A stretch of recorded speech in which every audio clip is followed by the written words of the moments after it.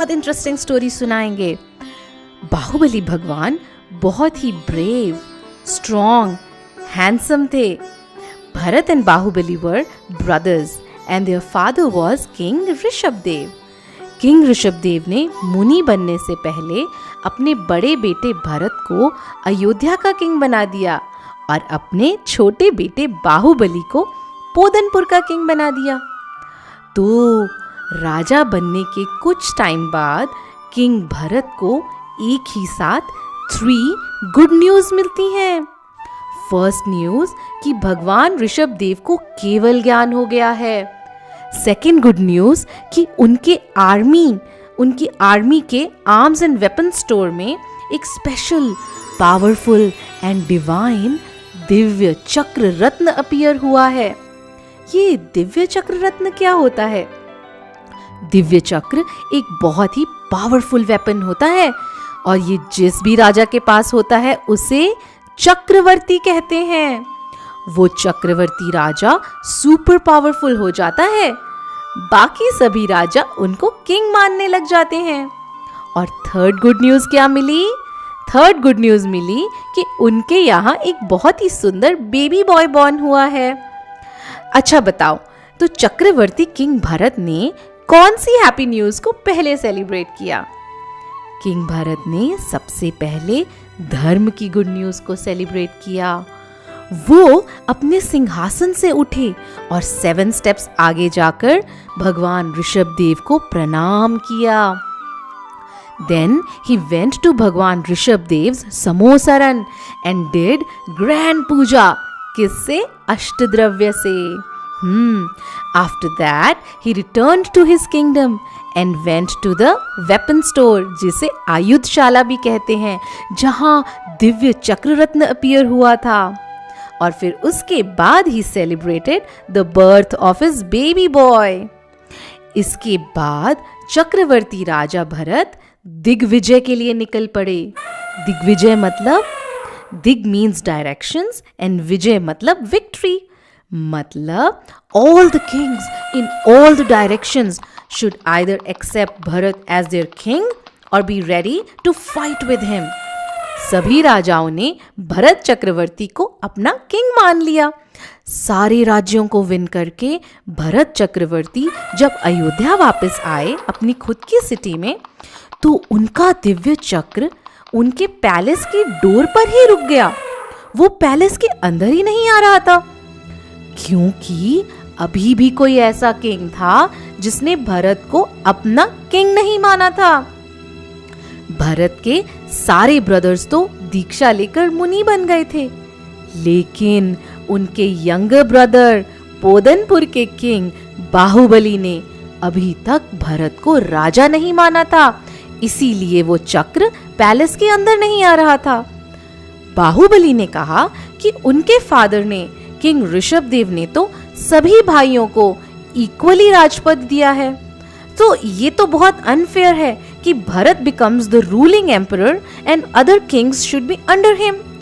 Okay, इसीलिए भरत और बाहुबली की आर्मी एक दूसरे से फाइटिंग करने के लिए तैयार हो गई। लेकिन उन दोनों किंग्स के इंटेलिजेंट मंत्रियों ने सजेस्ट किया कि आर्मी फाइटिंग से तो बहुत हिंसा होगी। Only the brothers should fight and take the decisions among themselves and not involve the armies.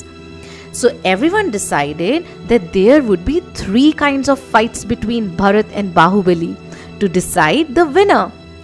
First fight is Jal Yudh, मतलब they were going to have fight in the water.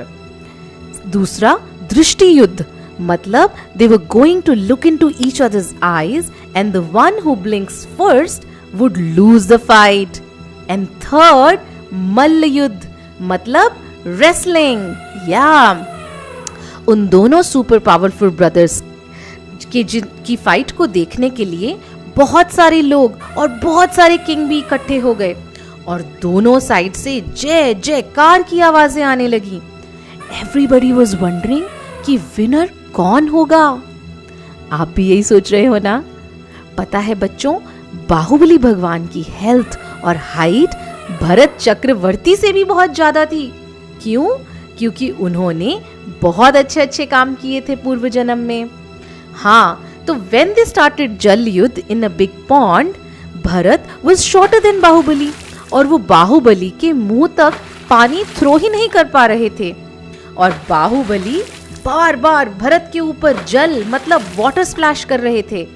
इस fight में Baahubali became the winner. And then it was a time for sight competition, दृष्टि युद्ध। तो उसमें भी भरत ज्यादा देर तक अपनी आईज को ऊपर करके बाहुबली को नहीं देख पाए, क्योंकि Baahubali was taller than him, और इस युद्ध में भी बाहुबली जीत गए। Now it was time for final power fight. That was मल्ल युद्ध, मतलब wrestling. King Bharat was super furious with his defeat and he wanted to defeat Bahubali at any cost. मल्ल युद्ध में मतलब wrestling में दोनों एक दूसरे को हराने की पूरी कोशिश कर रहे थे, लेकिन Baahubali was more powerful and he finally lifted King Bharat up in the sky in his hands. सभी लोग बाहुबली की जय जयकार करने लगे। भरत इस डिफीट से बहुत अशेम्ड एंड एंग्री हो गए।